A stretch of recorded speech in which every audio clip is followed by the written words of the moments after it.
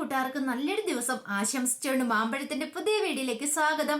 നമുക്ക് നേരെ ഉണ്ണിമോളെ അയ്യപ്പസ്വാമിയുടെ ഇന്നത്തെ നല്ലൊരു വിശേഷം കണ്ടാലോ. അങ്ങനെ ദേവികമ്മ ക്ഷേത്രത്തിലേക്ക് പോകുന്ന വഴിക്ക് ദേവികമ്മയ്ക്ക് കാല് വയ്യാതെ ഒട്ടും നടക്കാൻ പറ്റാതെ നിൽക്കുവാണ്. ഈ സമയത്ത് രാജീവൻ പറഞ്ഞു, അമ്മ ഇങ്ങനെ നിന്നിട്ട് കാര്യമില്ല, ഇങ്ങോട്ട് വരാൻ പറയാണ്. വിനോദ് പറഞ്ഞു, അതെ രാജീവ, ഒരു കാര്യം ഞാൻ പറഞ്ഞേക്കാം, അമ്മയ്ക്ക് വയ്യാണ്ടിരിക്കുവാണ്. ആ വയ്യാത്ത അമ്മേനെയും കൊണ്ട് ഇവിടെ വരെ വന്നത് തന്നെ തെറ്റാണ്. പക്ഷെങ്കിൽ അമ്മയ്ക്ക് നടക്കാൻ പറ്റില്ലെന്നല്ലേ പറഞ്ഞത്.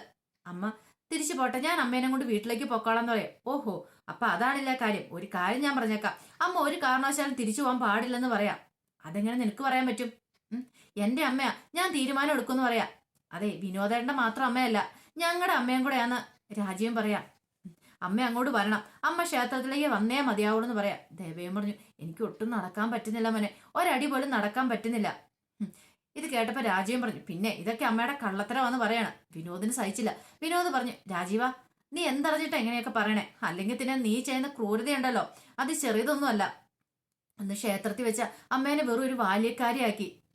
ആ കാർത്തികമേനോന്റെ അമ്മയുടെ മുന്നില് അതൊക്കെ ഞാൻ ക്ഷമിച്ചു, പക്ഷേങ്കില് ഇനി ക്ഷമിക്കാൻ പറ്റില്ല എന്ന് പറയാം.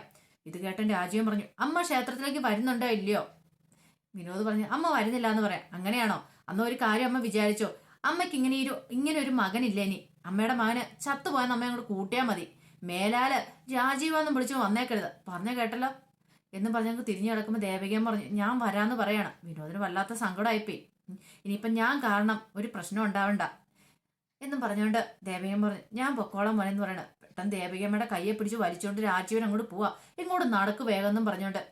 പാവം ദേവകിയമ്മ നടക്കാൻ പറ്റുന്നില്ല. പക്ഷെ ഒരു വിധത്തില് രാജുവിന്റെ ഒപ്പം എത്താനായിട്ട് പെടാപ്പാട് വിടുവാണ്. ഇത് കണ്ടപ്പോ വിനോദിന് സഹിച്ചില്ല. ജയൻ പറഞ്ഞു, കണ്ടില്ലേ അവൻ കൊണ്ടുപോകുന്ന കണ്ടില്ലേ, നീ വെറുതെ വായിട്ടടിച്ച് വെറുതെ ആയി പോയില്ലോ വിനോദം എന്ന് പറയാം. അതെ, ഏട്ടാന്ന് ഞാൻ നോക്കത്തില്ല കേട്ടോ, പറഞ്ഞേക്കാൻ ഞാൻ. അല്ലേലും അമ്മയോട് ചെയ്യുന്ന എന്ത് ക്രൂരതയാ. ആചാരസ്ഥാനം വിട്ടുകൊടുക്കാൻ പറഞ്ഞു രാജീവിന് വേണ്ടിയിട്ട്, അത് വിട്ടുകൊടുത്തു. പിന്നെ അമ്മേനെ എന്തിനാ ഇങ്ങനെ ക്രൂശിക്കുന്നതെന്ന് ചോദിക്കുക. അതെ, എനിക്ക് കൂടുതലൊന്നും പറയാനില്ലെന്ന് പറയാം. ഇത് കേട്ട് കഴിഞ്ഞപ്പോ വിനോദ് പറഞ്ഞു, ഒരു കാര്യം ഞാൻ പറഞ്ഞേക്കാം, എല്ലാരും കൂടെ കൂടിയിട്ട് എന്റെ അമ്മേനെ വെറുതെ ഒരു കോമാളിയാക്കി ശ്രമിക്കരുത്, എല്ലാത്തിനും ഒരു പരിധി ഉണ്ടെന്ന് പറഞ്ഞിട്ട് വിനോദ് അങ്ങോട്ട് നടക്കുവാണ്. പിന്നീട് കാണിക്കുന്ന ഉണ്ണിമോള് വളരെ സങ്കടപ്പെട്ട് ഇങ്ങനെ ഇരിക്കുവാണ്. ഈ സമയത്ത് വാവൻ അങ്ങോട്ട് വന്നു. എന്ത് പറ്റി ഉണ്ണിമോളെ? ഉണ്ണിമോളുടെ മുഖത്ത് വല്ലാത്തൊരു വിഷമമുള്ളോ? ഒന്നുമില്ല, എനിക്കറിയാം ഉണ്ണിമോളുടെ മനസ്സ് നിറച്ചും ഉത്സവമല്ലേ? അതെ, എന്റെ മനസ്സ് നിറച്ചും ഉത്സവം. ഇന്ന് അവിടെ ഉത്സവം നടക്കണേ, പോകാൻ പറ്റില്ലല്ലോ. ഇത്രയും കാലമായിട്ട് ഞാൻ ജനിച്ചപ്പോൾ മുതൽ എനിക്ക് ഓർമ്മ വെച്ച നാൾ മുതൽ ഞാൻ അടുത്ത് ഉത്സവം കൂടിയിട്ടുണ്ട്.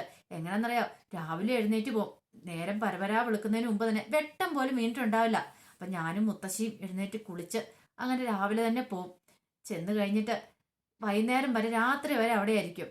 പകലെല്ലാം അവിടെ ആയിരിക്കും. അപ്പൊ അന്നദാനമൊക്കെ ആണ്. അവിടുന്ന് അന്നദാനം എല്ലാം കഴിച്ച് വൈകുന്നേരം പ്രസാദം വാങ്ങിച്ചാണ് വീട്ടിലേക്ക് വരുന്നത്.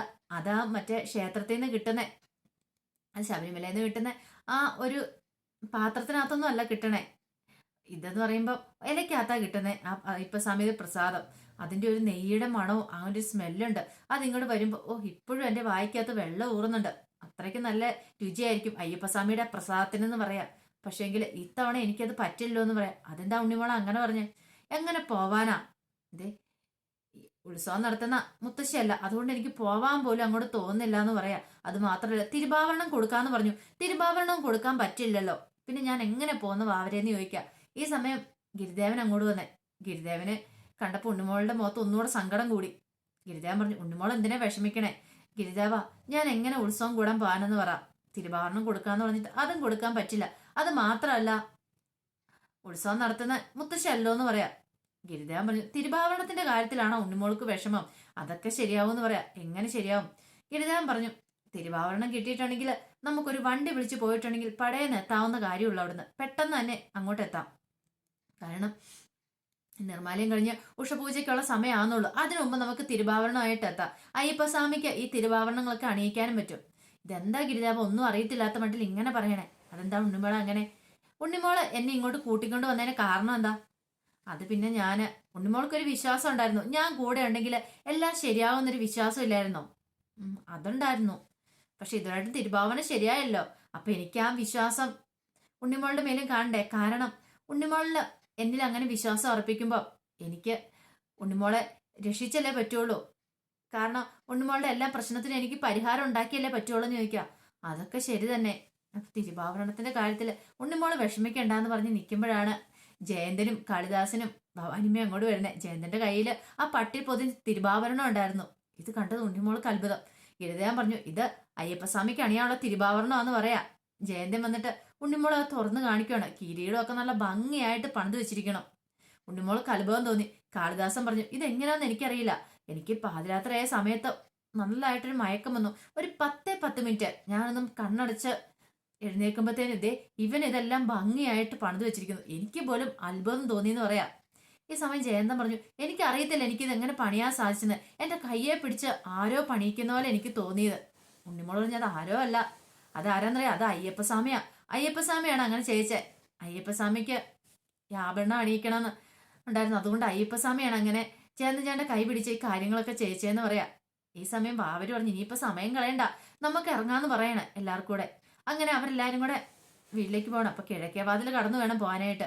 അങ്ങനെ കിഴക്കേവാതിൽ കടക്കാനായിട്ട് അങ്ങോട്ട് വരുമ്പോ പൂജാരി സാധാരണഗതിയിൽ അങ്ങോട്ട് കിഴക്കേവാതിലേക്ക് കയറി പോകുമ്പോ സമയത്തൊരു പൂജാരി അവിടെ ഉണ്ട്. എല്ലാവരെയും കൊണ്ട് തിരി കത്തിച്ചേ വിടാറുള്ളത്. കാരണം ഇറങ്ങി പോകണമെങ്കിൽ 2 തിരി വെച്ചാൽ അവിടെ നിന്ന് ഇറങ്ങി പോകാൻ പറ്റുള്ളൂ. കിഴക്കേവാതിലിനകത്തേക്ക് കയറി പോയവർക്ക് ഒരു തിരി വെച്ചിട്ടുണ്ടെങ്കിൽ അതിനകത്ത് തന്നെ വാസം. പിന്നെ ഒന്നും കത്തിക്കാതെ പോയിട്ടുണ്ടെങ്കിലോ പിന്നെ അവർക്ക് മരണമായിരിക്കും ഫലം. അങ്ങനെ പൂജാരി തിരി വെക്കാണ്ട് അങ്ങ് തുടങ്ങുമ്പോഴാണ് അവിടുന്ന് ഗിരിദേവനും ജയന്തനും കാളിദാസനും എല്ലാവരും കൂടെ ഇറങ്ങി വരുന്നുണ്ട്. ഇതെങ്ങനെ ശരിയാവും? പെട്ടെന്ന് പൂജാരി ഇങ്ങനെ നോക്കുവാണ്. അല്ല, ഒരു തിരി പോലും വെക്കാത്തവനല്ലേ ആ വരണേ. അവൻ ഒരു തിരി പോലും വെക്കാതെ അവൻ എങ്ങനെ പുറത്തേക്ക് പോകാൻ സാധിക്കുന്നു? പക്ഷെങ്കിൽ ഇവര് പൂജാരിനെ ഒന്നും മൈൻഡ് ചെയ്യാതെ ഇവരങ്ങോട്ട് പോവാണ്. ആകെപ്പാടെ കൺഫ്യൂഷൻ ആയിപ്പോയി പൂജാരിക്ക് എങ്ങനെ സാധിച്ചെന്നുള്ളത്. ഈ സമയത്ത് പുറകെ അയ്യപ്പസ്വാമി ആയിരുന്നു പോയത്. അയ്യപ്പസ്വാമി അങ്ങോട്ടൊന്ന് തിരിഞ്ഞു നിൽക്കുവാണ്. തിരിഞ്ഞു നിന്നിട്ട് പൂജാരിനെ പെട്ടെന്ന് നോക്കി. അയ്യപ്പസ്വാമിയുടെ രൂപം അങ്ങോട്ട് മാറി. അയ്യപ്പസ്വാമിയുടെ വിശ്വരൂപം അവിടെ വന്നത്. പെട്ടെന്ന് തിരുമേനി ഇങ്ങനെ അയ്യപ്പസ്വാമിയുടെ നേരെ നോക്കി കൈ കൂപ്പുവാണ്. കൈ കൂപ്പിട്ട് പിന്നീട് ആ വിഗ്രഹം വരുന്നിടത്തേക്ക് പൂജാരി നോക്കിക്കഴിഞ്ഞപ്പോഴത്തേനും അവിടെ വിഗ്രഹമില്ല. ഇത്രയും കാലം അതിന്റെ മുന്നിലായിരുന്നു തിരിവെച്ചോണ്ടിരുന്നത്. അങ്ങോട്ട് കയറി പോകുന്ന ആൾക്കാരും തിരിവെച്ചോണ്ടിരുന്ന അതിന്റെ മുമ്പിലായിരുന്നു. പെട്ടെന്ന് അയ്യപ്പസ്വാമി അങ്ങോട്ട് പോവാണ്. പൂജാരിക്ക് ഒരു കാര്യം മനസ്സിലായി. ഇനിയിപ്പൊ കിഴക്കേവാതിലേക്ക് പോകേണ്ട ആൾക്കാരും വിളക്ക് വെക്കേണ്ട കാര്യമില്ല. കാരണം ഇനി അങ്ങോട്ട് കയറിപ്പോയ ആൾക്കാർക്ക് ഇറങ്ങി പുറത്തേക്കും പോവാം. ഇനിയിപ്പോ ഒരു തിരി വെച്ച് 2 തിരി വെച്ചു, അങ്ങനെ ഒരു കാര്യമില്ല. ഇനിയിപ്പോ ആ വിഗ്രഹം പോലും അവിടെയില്ല.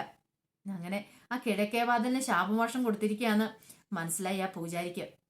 പിന്നീട് കാണിക്കുന്ന ഉത്സവത്തിന്റെ കാര്യങ്ങളൊക്കെ നടന്നുകൊണ്ടിരിക്കുക. ഈ സമയം കാർത്തികൻ നമ്പ്യാര് അവരുടെ അമ്മയും ഭാര്യ എല്ലാവരും ഉണ്ട്. ഊരായ്മക്കാരെല്ലാം ഉണ്ട്. അപ്പൊ തിരുമേനി ആഭരണങ്ങളൊക്കെ പൂയിച്ചുകൊണ്ട് അകത്തേക്ക് പോയിരിക്കുകയാണ്. അപ്പൊ എല്ലാവരും കൈകൂപ്പി പ്രാർത്ഥിച്ചുകൊണ്ട് നിൽക്കുക. ഈ സമയത്ത് ഊരായ്മക്കാർ ഒരാൾ പറഞ്ഞു, എന്നാലും ഈ ലക്ഷങ്ങൾ വിലയുള്ള മുതലാ, അതിങ്ങനെ ഒരു അടച്ചുറപ്പില്ലാതെ ഇവിടെ സൂക്ഷിക്കാന്ന് പറഞ്ഞിട്ടുണ്ടെങ്കിൽ അതെങ്ങനെ ശരിയാവുമെന്ന് എനിക്ക് അറിയത്തില്ലാത്തെ. ഇത് കേട്ടപ്പം കാർത്തികൻ മേനോൻ പറഞ്ഞു, അതെ, ഞാനൊരു കാര്യം പറഞ്ഞിട്ടുണ്ടായിരുന്നു, ഒരു ദീപസ്തംഭത്തിന്റെ കാര്യം. 1 മാസത്തിനുള്ളിൽ തന്നെ ആ ദീപസ്തംഭം ഇവിടെ എത്തും. പിന്നെ ലക്ഷങ്ങൾ വിലയുള്ള തിരുവാഭരണത്തെ കുറിച്ച് അടുത്ത് ആർക്കും ഒരു ടെൻഷൻ വേണ്ട. അതിന് എത്രയും പെട്ടെന്ന് ഒരു ലോക്കർ സൗകര്യം ഉണ്ടാക്കണം. അയ്യപ്പസ്വാമിക്ക് ഇവിടെ ലോക്കർ സൗകര്യം ഉണ്ടെങ്കിൽ പിന്നെ ആരും ഒന്നും എടുത്തുകൊണ്ട് പാടൊന്നും പോകുന്നില്ല എന്ന് പറയാ. ഇത് കേട്ടപ്പോൾ ഒരാൾ പറഞ്ഞു, ഇതൊക്കെ ഇത്രയും വലിയ സൗഭാഗ്യങ്ങൾ ഈ ക്ഷേത്രത്തിന് വേണ്ടി കൊടുക്കുന്നോണ്ടായിരിക്കും ഒരു പക്ഷേ ദേവികമ്മയുടെ കയ്യിൽ നിന്ന് ആചാരസ്ഥാനം അയ്യപ്പസ്വാമി വാങ്ങി കാർത്തികമേനോൻ സാറിന് കൊടുത്തതെന്ന് പറയാ. ഈ സമയത്ത് അയ്യപ്പസ്വാമിയുടെ അവര് ഒരു തിളക്കം, ഒരു പ്രകാശം ഉണ്ടാവുകയാണ്. അയാൾ പറഞ്ഞ അയ്യപ്പസ്വാമിക്ക് ഇഷ്ടപ്പെട്ടില്ല. കാരണം പണത്തിന്റെ പുറത്ത് അത് അയ്യപ്പസ്വാമിക്ക് ഒരിക്കലും ഇഷ്ടപ്പെടുന്ന കാര്യമല്ലോ. ഈ സമയത്ത് ദേവികമ്മനെ വിളിച്ചുകൊണ്ട് രാജീവൻ അങ്ങോട്ട് കയറി വരിക ക്ഷേത്രത്തിലേക്ക്. പിന്നെ രാജ്യം പറഞ്ഞതേ, അമ്മേ, ഇങ്ങനെ പോയിട്ട് അമ്മയുടെ കറുത്ത മുഖമായിട്ട് അവിടെ പോയി നിൽക്കരുത്. അവർക്ക് ഒരു സംശയവും തോന്നരുത്. അമ്മയുടെ മനസ്സിൽ ഇഷ്ടക്കേണ്ടെന്നുള്ള ഒരു കാര്യം ഞാൻ പറഞ്ഞേക്കാം. എന്റെ ജോലിയെ ബാധിക്കുന്ന കാര്യം ഇത്. ഇരിങ്ങാനും എനിക്ക് ജോലി കിട്ടാതെ പോയിട്ടുണ്ടോ എന്ത് ചെയ്യുന്ന എനിക്ക് ഇപ്പോൾ എന്നെ പറയാൻ പറ്റില്ലെന്ന് പറയാണ്. ഈ സമയത്താണ് ഉണ്ണിമോൾ ഓടി വന്ന് ദേവീമേനെ കെട്ടിപ്പിടിക്കുന്നത്. ദേവീമ ഒരു നിമിഷം ഞെട്ടിത്തിരിച്ചു. മോളെ എപ്പോ വന്ന് ചോദിക്കുകയാണ്. ഇത് കേട്ടപ്പോ രാജീവ് പറഞ്ഞു, വിശേഷങ്ങളൊക്കെ പിന്നെ പറയാം, നീ അങ്ങോട്ട് മാറി നിൽക്കും ഉണ്ണിമോളെ എന്ന് പറയാ. ദേവിക പറഞ്ഞു, നീ എന്താ രാജീവ എങ്ങനെ പറയണേ? പിന്നെ ഞാൻ പറയാതെ എന്താ ചെയ്യുന്നേ? അതെ, അവിടെ തിരുവാഭരണങ്ങൾ അണിയിക്കാനുള്ള സമയമായി. ആ സമയത്ത് അമ്മ അവിടെ വേണമെന്ന് പറയാ. ഉണ്ണിമോൾക്ക് ഭയങ്കര വിഷമം. ഉണ്ണിമോള് പറഞ്ഞു, എനിക്കറിയാം, മുത്തശ്ശി അല്ലല്ലോ ഈ തവണത്തെ ഉത്സവം നടത്തുന്നേ. എനിക്കറിയാം, അതുകൊണ്ട് എനിക്ക് ഭയങ്കര സങ്കടമാന്ന് പറയണ. ദേവയമ്മ ചോദിച്ചു, അതെങ്ങനെ ഉണ്ണിമോൾക്ക് മനസ്സിലായി? ഉണ്ണിമോൾ ഒരിക്കലും അറിയരുതെന്ന് ഞാൻ വിചാരിച്ചുകൊണ്ടിരുന്ന കാര്യം അതെങ്ങനെ ഉണ്ണിമോൾക്ക് അറിയാന്ന് ചോദിക്കുകയാണ്. രാജീവൻ പറഞ്ഞു, എങ്ങനെ അറിയാതിരിക്കും? ഈ സമയത്താണ് ഗിരിദേവനും ബാബുരും അങ്ങോട്ട് വരുന്നത്. ലോകത്തുള്ള സർവ്വമാന കാര്യങ്ങളും അറിയാന്ന് ഒറ്റത്തനല്ലേ ഈ നിൽക്കുന്നേ. അവൻ ഈ കാര്യങ്ങളെല്ലാം പറഞ്ഞു കൊടുക്കൂലോ, പിന്നെ പ്രത്യേകിച്ച് പറയേണ്ട ആവശ്യമുണ്ടോ എന്ന് ചോദിക്കുക. ഈ സമയം മാവര് പറഞ്ഞു ശരിയാണ്. മാമൻ പറഞ്ഞ കാര്യങ്ങളെല്ലാം കൃത്യമായിട്ടുള്ള കാര്യങ്ങളാ. ഈ സമയം രാജീവൻ പറഞ്ഞു ഇനിയിപ്പോ അതിനെക്കുറിച്ചൊന്നും പറഞ്ഞിട്ട് കാര്യമില്ല, അമ്മ വാന്ന് പറയാണ്. ഈ സമയം ഉണ്ണിമോള് പറഞ്ഞു അതെ, ഉത്സവം നടത്താനായിട്ട് തിരുവാഭരണങ്ങളുമായിട്ടാ ഞങ്ങൾ വന്നേക്കെന്ന് പറയാണ്. ഉത്സവം നടത്താനുള്ള തിരുവാഭരണങ്ങളുമായിട്ടോ? രാജീവൻ പറഞ്ഞേ അതൊന്നും വേണ്ടാന്ന് പറയാണ്. ഈ സമയത്താണ് ജയന്തന് തിരുവാഭരണങ്ങളുമായിട്ട് ഇങ്ങോട്ട് വരുന്നേ. ഉണ്ണിമോട് പറഞ്ഞു നിങ്ങൾ നോക്കിയേ മുത്തശ്ശി, ഇത് അയ്യപ്പസ്വാമിക്ക് ചാർത്താനുള്ള തിരുവാഭരണ. പെട്ടെന്ന് തന്നെ രാജീവൻ പറഞ്ഞു ഇത് അങ്ങോട്ട് ഇപ്പൊ കൊണ്ടുവരണ്ട. അതെന്താ? അതെ, ഇപ്പോഴാണ് കാർത്തികൻ സാർ കൊടുത്ത തിരുവാഭരണം അയ്യപ്പസ്വാമിക്ക് അണിയിച്ചു കാണും. പിന്നെ ഈ തിരുവാഭരണങ്ങൾ അങ്ങോട്ട് പോകേണ്ട ആവശ്യമില്ല. അല്ലെങ്കിലും ഇതും കൊണ്ട് അങ്ങോട്ട് ചെന്നിട്ടുണ്ടെങ്കിൽ ഇതൊന്നും അണിയിക്കാനൊന്നും പറ്റത്തില്ല എന്ന് പറയാം. ഉണ്ണിമോളുടെ മുഖം അങ്ങോട്ട് മാറി. ദേവയ്ക്ക് ദേഷ്യമായി. ദേവയും പറഞ്ഞു അതെ, നീ പറഞ്ഞ അനുസരിച്ച് നിന്റെ ജോലിക്ക് വേണ്ടിയിട്ട് ആചാരസ്ഥാനം ഞാൻ വിട്ടുകൊടുത്തു എന്ന് പറഞ്ഞുകൊണ്ട് അയ്യപ്പസ്വാമിക്ക് തിരുവാഭരണം. അത് ഉണ്ണിമോളുടെ ഏറ്റവും വലിയ ആഗ്രഹമാണ്. എന്റെ ആഗ്രഹം ഞാൻ വേണ്ടെന്ന് വെച്ചു. പക്ഷെങ്കിൽ ഉണ്ണിമോളുടെ ആഗ്രഹം വേണ്ടെന്ന് വെക്കാൻ എനിക്ക് സാധിക്കില്ല. ഉണ്ണിമോളുടെ മനസ്സ് വേദനയ്ക്കായിട്ട് ഒരിക്കലും ഞാൻ സമ്മതിക്കത്തില്ല. ആ കാര്യത്തിൽ നീ വെറുതെ വാശി പിടിക്കേണ്ട രാജീവ. നിനക്ക് വേണ്ടിയിട്ട് ഞാൻ ഈ കാര്യത്തിൽ ഒന്നും ചെയ്തു തരത്തില്ല. തിരുവാഭരണം ഉണ്ണിമോള് കൊണ്ടേ കൊടുക്കുമെന്ന് പറഞ്ഞാൽ ഉണ്ണിമോള് കൊടുത്തിരിക്കും. ഈ കാര്യത്തിൽ നീ ഒരു വാശി പിടിക്കേണ്ടെന്ന് പറയാം. പെട്ടെന്ന് ഗിരിജാൻ പറഞ്ഞു ഉണ്ണിമോളുടെ കാര്യം ചെയ്യുക, അങ്ങോട്ട് ചെല്ല്, തിരുവാഭരണമായിട്ട് അങ്ങോട്ട് ചെല്ലാൻ പറയണം. അങ്ങനെ ഉണ്ണിമോൾ അങ്ങോട്ട് കയറിപ്പോ പുറകെ ദേവയും എല്ലാരും കൂടെ ചെന്നു. ഈ സമയത്ത് അകത്ത് പൂജ നടന്നുകൊണ്ടിരിക്കുക. അങ്ങനെ ഉണ്ണിമോൾ അങ്ങോട്ട് ചെന്ന് നിന്ന് കഴിഞ്ഞപ്പം എല്ലാരും കൂടെ ഉണ്ണിമോളെ നോക്കുകയാണ്. ഈ സമയം ഗിരിജാൻ പറഞ്ഞു ഉണ്ണിമോളെ അയ്യപ്പസ്വാമിക്ക് അണിയാനുള്ള തിരുവാഭരണം അതങ്ങോട്ട് നടയിലേക്ക് വെച്ചോളാൻ പറയാ. ഉണ്ണിമോൾ അത് കൊണ്ട് തിരുനടയിലേക്ക് അങ്ങോട്ട് വെച്ചു. പെട്ടെന്ന് ഊരായ്മക്കാരൻ ഒരാൾ വെച്ചു അല്ല, ഈ തിരുവാഭരണം ഇത് വേറെ തിരുവാഭരണം കൊണ്ടുവന്നിട്ടുണ്ടല്ലോ, അതും പൂജിച്ചൊക്കെ കഴിഞ്ഞു. അയ്യപ്പസ്വാമിക്ക് അണിയാനുള്ള അതും കാർത്തികമേനോൻ കൊണ്ടുവന്ന തിരുവാഭരണമാണ്. ഈ സമയത്ത് വിനോദ് പറഞ്ഞു അല്ല, ഇവിടെ നമ്മളൊരു കാര്യങ്ങൾ ചർച്ച ചെയ്ത് തീരുമാനിച്ചിട്ടുണ്ടായിരുന്നു ഉത്സവത്തിന് മുമ്പ്. അമ്മ ഉത്സവം നടത്തുന്ന സമയത്ത് തിരുവാഭരണം ഉണ്ണിമോളെ കൊണ്ടുവന്ന് അണിയിക്കും എന്നൊക്കെയുള്ള. അപ്പൊ എല്ലാരും കൂടെ കൂടി ആ തീരുമാനം എടുത്താണ്. അങ്ങനെ ഉണ്ണിമോൾ തിരുവാഭരണങ്ങളുമായിട്ട് വന്നിരിക്കുക. ഉണ്ണിമോള് കൊണ്ടുവന്ന തിരുവാഭരണങ്ങൾ അയ്യപ്പസ്വാമിക്ക് അണിയിക്കണമെന്ന് പറയാം. ഇത് കണ്ട പൂരായ്മക്കാരെല്ലാരും പെട്ടുപോയി. എന്ത് ചെയ്യണമെന്ന് അറിയത്തില്ലാതെ അവർ നിൽക്കുവാണ്. പെട്ടെന്ന് കാർത്തികമേനോൻ പറഞ്ഞു അതെങ്ങനെ ശരിയാവും? ഉണ്ണിമോള് തിരുവാഭരണം കൊണ്ടുവന്നു, പക്ഷേങ്കില് വിനോദ് പറഞ്ഞിരിക്കുന്ന കാര്യത്തിൽ ഒരു കാര്യം എനിക്ക് ബോധ്യപ്പെടുന്നത് എന്താന്ന് വെച്ചാൽ അത് ദേവകിയമ്മ ഉത്സവം നടത്തുന്ന സമയത്താണ് അയ്യപ്പസ്വാമിക്ക് തിരുവാഭരണം അണിയിച്ചേക്കാന്ന് പറഞ്ഞേ. അതിന് ദേവകിയമ്മ അല്ലല്ലോ ഉത്സവം നടത്തുന്നേ, എന്റെ അമ്മയല്ലേ ഉത്സവം നടത്തുന്നേ. പിന്നെ ഇപ്പം ആ തിരുവാഭരണം അണിയിക്കേണ്ട ആവശ്യമില്ല, ഞാൻ കൊണ്ടുവന്ന തിരുവാഭരണം അല്ലേ അണിയിക്കേണ്ടതെന്ന് ചോദിക്കുക. ആകെപ്പാടെ പെട്ടുപോയി. എന്ത് മറുപടി പറയുന്ന നടത്തില്ലാതെ എല്ലാരും കൂടെ നിൽക്കുകയാണ്. ഉണ്ണിമോൾക്കും വല്ലാത്തൊരു വിഷമായി പോയി. അല്ല, ഞാൻ പറഞ്ഞ വല്ല തെറ്റൊന്നുമില്ലല്ലോ. ഇനി ദേവകിയമ്മ എപ്പോഴെങ്കിലും ഉത്സവം നടത്തുവാണെങ്കിൽ ആ തിരുവാഭരണങ്ങൾ അയ്യപ്പസ്വാമിനെ അണിയിച്ചോ. ഇപ്പൊ ഞാൻ കൊണ്ടുവന്ന തിരുവാഭരണം അണിയിക്കാ വേണ്ടേന്ന് പറയാ. ഉണ്ണിമോൾക്ക് സങ്കടം വന്നു. കരച്ചിൽ വരുന്ന പോലെ നിൽക്കുകയാണ്. പക്ഷെ അയ്യപ്പസ്വാമിക്ക് ഒരു കുലുക്കവും ഇല്ലായിരുന്നു. അയ്യപ്പസ്വാമി ഇങ്ങനെ നിൽക്കുക. ഈ സമയം വിനോദ് പറഞ്ഞു ഉണ്ണിമോള് വിഷമിക്കണ്ട കേട്ടോ, തിരുവാഭരണം ആരുടെ വേണമെന്ന് അയ്യപ്പസ്വാമി തന്നെ തീരുമാനിക്കട്ടെ. ഉണ്ണിമോളുടെ സങ്കടം കണ്ടപ്പം മുത്തശ്ശി ഉണ്ണിമോളെ ചേർത്ത് നിർത്തിയിട്ട് പറഞ്ഞു മോള് വിഷമിക്കണ്ടെന്ന് പറയാണ്. അപ്പൊ അതിന്റെ വിശേഷങ്ങളൊക്കെയാണ് നമ്മൾ കണ്ടത്. ഇതിന്റെ ബാക്കി വിശേഷങ്ങളുമായിട്ട് പ്രമോയ് വരാട്ടോ. ഇനിയിപ്പം നാളെ നടത്തുന്നൊന്നും വിശേഷം കാണത്തില്ല. ഇനിയിപ്പം തിങ്കളാഴ്ച ഉണ്ടാകത്തുള്ളൂ. അപ്പം മിക്കവാറും ഞായറാഴ്ച രാവിലെ ആയിരിക്കും ഞാൻ ഇനി അടുത്ത പ്രമോ വിശേഷം ഇടുന്നത്. അപ്പം നമുക്ക് കാണാൻ പറ്റും. ഉറപ്പായിട്ടും ആചാരസ്ഥാനം തിരികെ ദേവയമ്മയ്ക്ക് തന്നെ കിട്ടും. ഉത്സവം ദേവയമ്മ തന്നെ നടത്തും. തിരുവാഭരണം ഉണ്ണിമോള് കൊണ്ട് തിരുവാഭരണം അണിയിക്കുകയും ചെയ്യും. അപ്പൊ അതിന്റെ നല്ല നല്ല വിശേഷങ്ങൾക്കായി നമുക്ക് എല്ലാവർക്കും കാത്തിരിക്കാം കേട്ടോ. ഒരിക്കൽ കൂടി എല്ലാവർക്കും നല്ലൊരു ദിവസം ആശംസിച്ചുകൊണ്ട് നിർത്തുന്നു. നന്ദി.